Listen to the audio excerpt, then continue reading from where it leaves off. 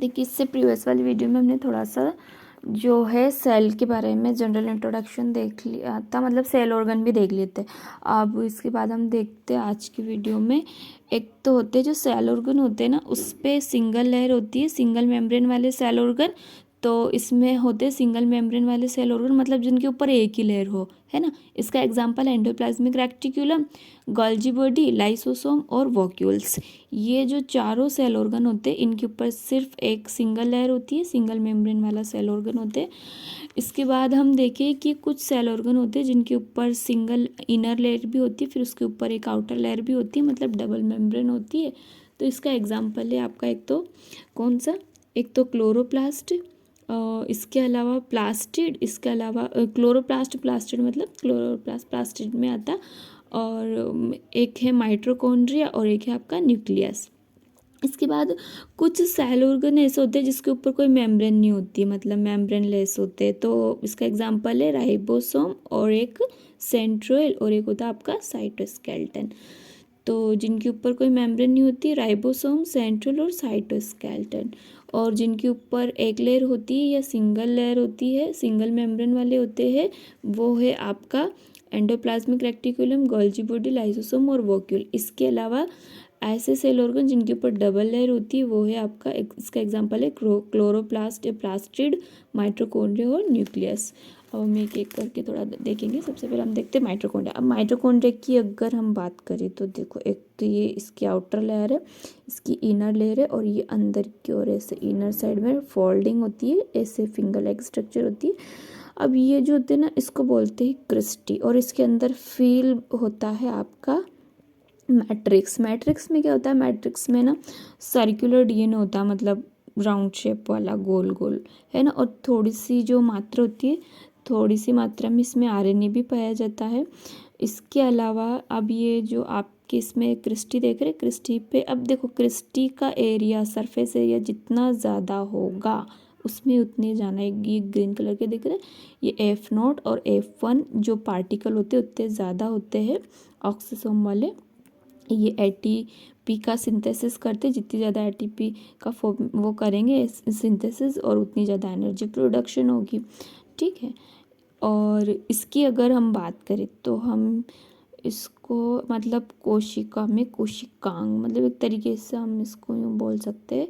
इसका देखो, एक तो सेल्फ रेप्लिकेशन की कैपेसिटी इसमें होती है, स्व प्रतिकृति बनाने की, प्लस ये अपने आप में मतलब सेल के अंदर सेल जैसा एक सेल ऑर्गन होता है, सेल के अंदर सेल लाइक कॉपी होती है। इसकी अगर हम बात करें तो सेकंड लार्जेस्ट सेल ऑर्गन है माइटोकॉन्ड्रिया। और इसके अलावा हम देखते हैं कि इसको माइटोकॉन्ड्रिया नाम सीबेंडा ने दिया था, इसको बायोप्लास्ट भी कहा था अल्टमैन ने, और फ्लेमिंग ने इसको फाइला बोला था। सेकंड लार्जेस्ट सेल ऑर्गन है, डबल लेयर वाला है। अगर हम इसकी डायमीटर देखें तो इसका डायमीटर 0.2 से 1 माइक्रोएम होता है। लेंथ की यदि हम बात करें थोड़ी ज़्यादा होती है, 1 to 4 माइक्रोएम होती है। अगर किसी सेल में अगर हम देखते हैं जैसे प्लांट सेल वगैरह होती है ना, मतलब वैसे माइटोकॉन्ड्रिया ऐसा तो नहीं कि एक ही होता है, एक से ज़्यादा भी होता है। तो मोर देन 2 माइटोकॉन्ड्रिया का जो ग्रुप होता है उसको हम कॉन्ड्रियन भी बोलते हैं। अब देखिए, जो इस पे F1 पार्टिकल होते हैं, F0 पार्टिकल होते हैं, ये आपके एटीपी सिंथेसिस करते हैं ना। तो एक एटीपी की हम बात करें तो इसमें 7.3 किलो कैल्विन एनर्जी होती है, और 38 एटीपी मिलके आपके ग्लूकोज मॉलिक्यूल का फॉर्मेशन करते हैं। इसको अपन पावर हाउस बोलते हैं।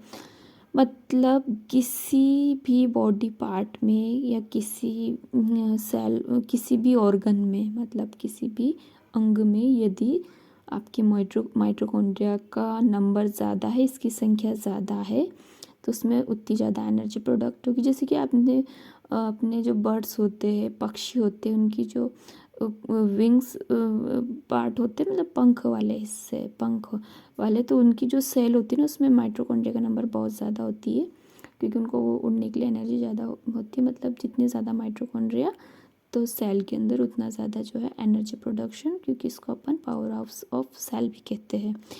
ये तो हो गया माइटोकॉन्ड्रिया, ठीक है। क्रिस्टी के अंदर फोल्डिंग में जितनी ज़्यादा सरफेस एरिया, उतना ज़्यादा एंजाइम, उतना ज़्यादा ऑक्सीडेशन, ठीक है।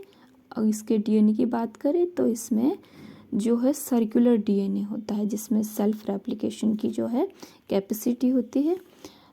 इसके मैट्रिक्स में जो ये जो मैट्रिक्स भरा होता है ना, इसमें सर्कुलर डीएनए होता है। इसके अलावा इसमें 70S जो है राइबोसोम भी होता है, थोड़ी सी मात्रा में इसमें आरएनए भी होता है। ये आपका डबल लेयर सेल ऑर्गन है। ऐसे ही next double layer cell organ की हम बात करें तो आपका न्यूक्लियस है। देखिए इसमें न्यूक्लियस की डिस्कवरी आपके रॉबर्ट ब्राउन ने की थी 1831 में, और ये न्यूक्लियस छोटू सी इसकी शायद फोंटाना, और इसके अलावा इसके ऊपर ये डबल लेयर हो, इसमें छोटे छोटे से थोड़ी सी जो गैप है पोर होते हैं इसके, और इसमें ये जो थ्रेड लाइक स्ट्रक्चर है आपके क्रोमोसोम होते हैं, थ्रेड लाइक स्ट्रक्चर। और जैसे इसमें अब ये बनते किससे, क्रोमोसोम आपके डीएनए से, डीएनए की एक स्ट्रैंड को तोड़ दे तो ये क्रोमोसोम जो के डीएनए बनाते हैं। तो इसमें डीएनए आरएनए प्लस इसके अलावा इसमें क्रोमोसोम जेनेटिक मटेरियल, मतलब एक तरीके से ना जेनेटिक मटेरियल वाला पार्ट होता है। इसी की वजह से तो अपन इस सेल को जेनेटिक यूनिट भी बोल पाते हैं।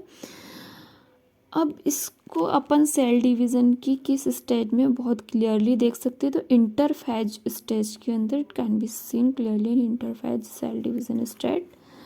और इसके अलावा हम इसमें देखें तो इसको क्या कहते हैं, इसको सेल मैनेजर, सेल कंट्रोलर या सीपीयू ऑफ सेल भी बोलते, control processing unit of cell या सेल मैनेजर ऑफ सेल। अब देखिए इसके अलावा हम कुछ देखते हैं, जैसे एक लिविंग बीइंग है पैरामीशियम जो एल्गी होता है, उसमें 2 न्यूक्लियस होते हैं, एक लार्ज वाला रहता है एक्टिव और एक छोटा वाला रहता है। और एक इसके अलावा आरबीसी की बात करें और एक पीपीएलओ की माइक्रोप्लाज्मा जिसे कहते हैं प्लूरो निमोनिया लाइक ऑर्गेनिज्म और सिव ट्यूब, इनके अंदर क्या न्यूक्लियस एब्सेंट होता है। और एक्सेप्ट अगर हम देखिए आरबीसी में हमें पता है कि इसमें न्यूक्लियस नहीं होता, बट अगर हम कैमल के लामा के आरबीसी देखें तो इसमें न्यूक्लियस प्रेजेंट होता है। यह भी डबल लेयर स्ट्रक्चर वाला सेल ऑर्गन है। इसके बाद अगर हम देखें प्लास्टिड, ये भी डबल लेयर वाला या डबल मेम्ब्रेन वाला सेल ऑर्गन है। ये देखिए प्लास्टिक के एक तो होती है आपकी इनर मेम्ब्रेन, एक है आपकी आउटर मेम्ब्रेन, और इसमें ये जो कॉइन लाइक स्ट्रक्चर दिख रही है एक के ऊपर ये थाइलोकोइड है, और एक कॉइन वाली स्ट्रक्चर को बोलते हैं आपकी ग्रेना, ठीक है। और अगर जब ये जम जाती ना ऐसे एक के ऊपर एक तो इसको थाइलोकोइड बोलते हैं। इसके अंदर जो भरा होता है उसको स्ट्रोमा बोलते हैं। देखिए प्लास्टिक के अंदर जो फील है उसको स्ट्रोमा बोलते हैं, माइटोकॉन्ड्रिया के अंदर जो है इसको बोलते हैं मैट्रिक्स, और प्लास्टिड के अंदर जो है इसको बोलते हैं आपके स्ट्रोमा।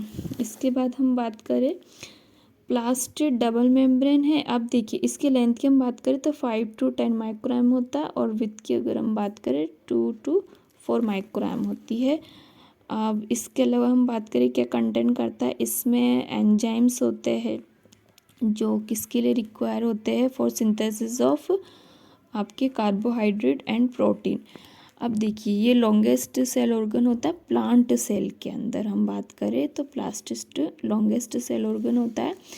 और देखिए एक तो क्लोरोप्लास्ट होता है जो कि जिसकी वजह से जब पत्तियों का रंग हरा होता है, एक ल्यूकोप्लास्ट होता है, ल्यूको जिसके अंदर कलर इतना नहीं होता, और ये क्लोरोप्लास्ट होता है, इसमें मैग्नीशियम मेटल होती है और पायरोल रिंग से जो है मतलब कि फिक्स होता है। इसके बाद ल्यूकोप्लास्ट की बात करें तो कैलोरोप्लास्ट, एमाइलोप्लास्ट और एलियोप्लास्ट। एलियोप्लास्ट जो है उसमें ऑयल और फैट का जो है ये कंटेन होता है, और एमाइलोप्लास्ट में आपका कार्बोहाइड्रेट और एलियोप्लास्ट में प्रोटीन। ये प्लास्टिड होगा। ये भी देखिए प्लास्टिड की बात करें, और अगर हम माइटोकॉन्ड्रिया की बात करें और अगर हम न्यूक्लियस की बात करें तो ये जो तीनों हैं आपके क्या है, डबल लेयर या डबल मेम्ब्रेन वाले सेल ऑर्गन। इसके बाद हम सिंगल वाले देखते हैं। देखिए लाइसोसोम हमें पता है, इसको जो है डाइजेस्टिव पॉकेट बोलते हैं। और इसके अलावा हम जो है इसको सुसाइड पॉकेट भी बोलते हैं, डाइजेस्टिव बैग भी बोलते हैं, कि सेल का जितना भी अपशिष्ट है इसको डाइजेस्ट करता है। इसकी डिस्कवरी D2 ने की थी। ये सिंगल मेम्ब्रेन सेल ऑर्गन है। इसके अलावा इसके अंदर 14 टाइप के एंजाइम होते हैं, पाए जाते हैं, है ना। ये क्या काम कर अब ये कब बनता है, देखिए these are membrane found vesicular structure form by the process of packaging Golgi parts. Golgi parts के अंदर पैकेजिंग होती है ना मटेरियल्स की, उसके दौरान जो वस्क्यूलर स्ट्रक्चर बनती है वो आपके लाइसोसोम होती है। इसलिए तो गोल्जी बॉडी को जो है लाइसोसोम की मम्मी भी बोलते हैं। इसके अलावा इसमें ना 14 टाइप के एंजाइम होते हैं टोटली, और ये हाइड्रोलाइटिक एंजाइम जैसे कि होते हैं। अब इसमें देखिए हाइड्रोलाइसिस जो कि आपके न्यूक्लिक एसिड में, लाइपेज एंजाइम लिपिड के डाइजेशन में, प्रोटीएज एंजाइम प्रोटीन के डाइजेशन में, कार्बोहाइड्रेट्स कार्बोहाइड्रेट के डाइजेशन में। अब देखिए आप ये जो होते हैं आपके ऑप्टिमली एक्टिव होते हैं, एसिडिक पीएच होती है इनकी, और ऑलमोस्ट इसमें 40 टाइप के एंजाइम होते हैं। इन केस अगर लाइसोसोम फट जाता है तो आपको पता है इसे सुसाइड पॉकेट बोलते हैं, ठीक है। कब फटता है, जब इसको पचाने के लिए कुछ नहीं मिले और ये खुद के मटेरियल्स का जो डाइजेशन करने लग जाए। इसके बाद हम नेक्स्ट देखते टीनोप्लास्ट। टीनोप्लास्ट भी सिंगल लेयर है। अब ये टीनोप्लास्ट नहीं, वोक्यूल। वोक्यूल मैंने आपको बताया था कि प्लांट सेल में जो है ज़्यादा बड़ी होती है, और जो आपके एनिमल सेल है उनके अंदर छोटी होती है। इसमें देखो ऊपर नीचे साइड में दिख रहा है टीनोप्लास्ट। टीनोप्लास्ट में क्या, टीनोप्लास्ट की तरफ है ना आयंस का कंसंट्रेशन थोड़ा ज़्यादा होता है, और एक बीच में ही होती है सेंट्रल वोक्यूल, और इसमें फील होता है आपका सेल से, है ना। ये सिंगल मेम्ब्रेन वाला सेल ऑर्गन है। अब टीनोप्लास्ट फैसिलिटीज है number of ion against concentration gradient into the vacuoles, so their concentration is higher in vacuole than the cytoplasm. Next हम देखते हैं सिंगल मेम्ब्रेन वाले आपके एंडोप्लाज्मिक रेक्टिकुलम और गोल्जी बॉडी। एंडोप्लाज्मिक रेक्टिकुलम की बात करें, पता गार्नियर ने या हम ये बोल सकते हैं पॉटर ने भी इसकी डिस्कवरी का बताया, इसकी डिस्कवरी के बारे में। अब देखिए जैसे न्यूक्लियस है, न्यूक्लियस के पास ये जो बाहर वाली मेम्ब्रेन है ना, यहाँ से देखिए ये जिस पे पार्टिकल चिपक रही है, ट्यूबलाइक स्ट्रक्चर दिख रही है, रफ एंडोप्लाज्मिक रेक्टिकुलम, और ये स्मूथ वाली दिख रही है, स्मूथ एंडोप्लाज्मिक रेक्टिकुलम।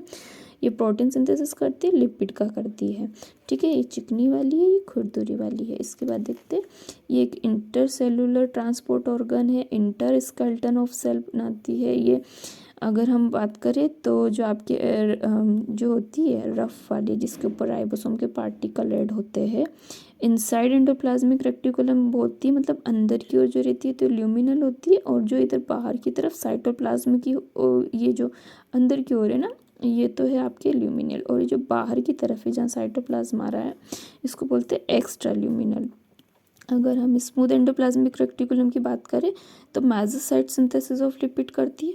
इसके अलावा हम देखें एनिमल सेल के अंदर क्या करती है, जो आपके स्मूथ एंडोप्लाज्मिक रेक्टिकुलम है, ये एनिमल सेल में स्टेरॉयडियल हार्मोन का फॉर्मेशन करती है, ध्यान रखना, ठीक है। और इसकी बात हमें ये पता है कि सिंगल लेयर वाली होती है ना, डबल लेयर वाली नहीं होती। ये एंडोप्लाज्मिक रेक्टिकुलम दोनों सिंगल लेयर वाली होती है।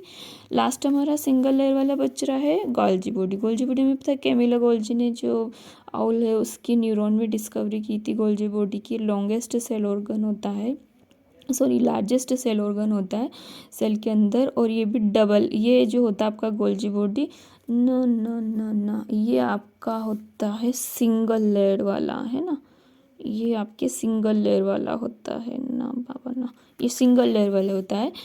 और इसकी डिस्कवरी कैमिला गोल्जी ने की थी। प्लांट सेल के अंदर जो है गोल्जी बॉडी को बैकर ने देखा था, इसलिए इसको बैकर बॉडी भी कहते हैं। प्लांट सेल में इसको डिक्टियोसम, क्योंकि इसे बिखरे टाइप के रहते हैं। ये देखिए सिंगल ट्यूब स्ट्रक्चर, ये इस पे सिस्टर्नी, ऊपर वाला पार्ट को सिस्टर्नी बोलते हैं। अब देखिए ये क्या करता है, ट्रांसपोर्ट ऑफ प्रोटीन करता है और दूसरे मटेरियल्स। इसके अलावा इसको सेल का ट्रैफिक पुलिस, सेल का ट्रैफिक कंट्रोलर भी कहते हैं।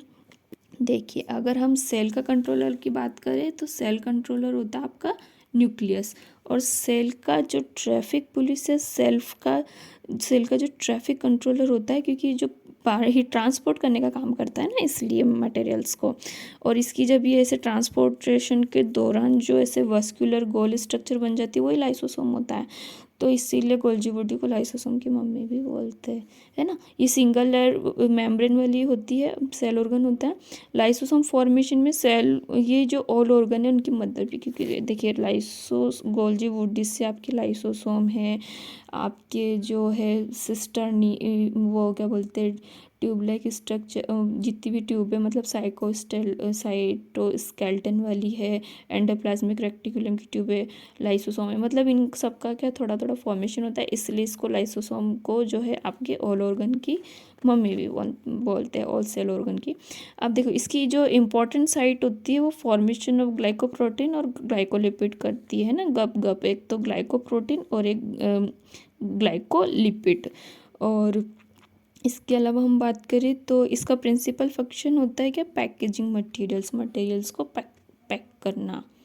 तो ये आपके डबल लेयर वाली, ये सिंगल लेयर वाली, एक तो गोल्जी बॉडी, एंडोप्लाज्मिक रेक्टिकुलम और आपका वॉक्यूल, और इसके अलावा आपका लाइसोसोम, ये तो आपके सिंगल लेयर वाले हो गए। डबल लेयर की बात करें तो आपका माइटोकॉन्ड्रिया हो गया और एक आपका न्यूक्लियस हो गया, इसके अलावा आपका प्लास्टिड हो गया।